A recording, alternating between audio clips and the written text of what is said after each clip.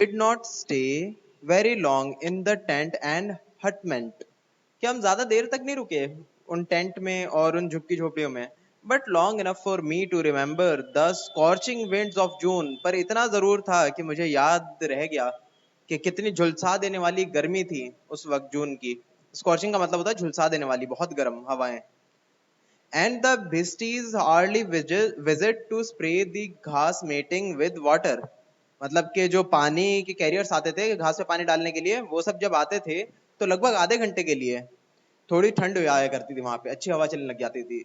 This turned a hot breeze, breeze मतलब हवा का झोंका, into a refreshing fragrant one for about half an hour, and then the dust and the prickly heat took over again.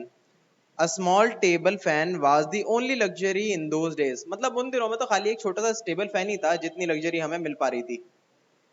My father went to his office in Air headquarters, which was situated at India Gate. उनके father थे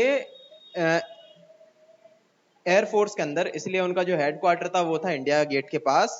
6 days a week when he was in office, I was alone at home during the day.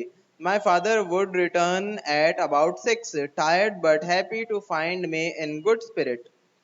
मेरे पिता जो है हफ्ते में 6 दिन तो ऑफिस जाते थे, तब तक मैं अकेला रहता था, पर वो लगभग शाम को 6 बजे के करीब आ जाते थे और थके हारे आते थे, तब भी मुझे देखकर वो खुश हो जाते थे कि मैं खुश हूँ।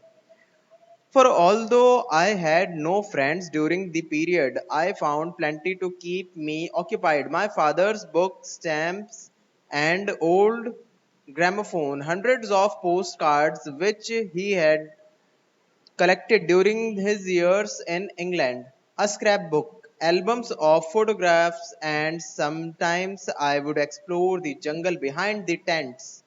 मतलब वो अपने आप को दिल बहलाने के लिए बहुत सारी चीजें करता था।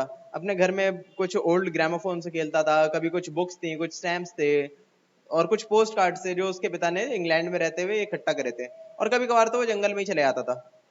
यहाँ पे कुछ वर्ड हैं, उनकी मीनिंग्स हैं, ये सब आप अपनी कॉपी में लिख लिए, याद कर लिएगा, और जो मैंने अंडरलाइन कराए हैं वर्ड्स उन्हें भी आप जो है लिख लिए और याद कर लीजिए, ये आपका होमवर्क है।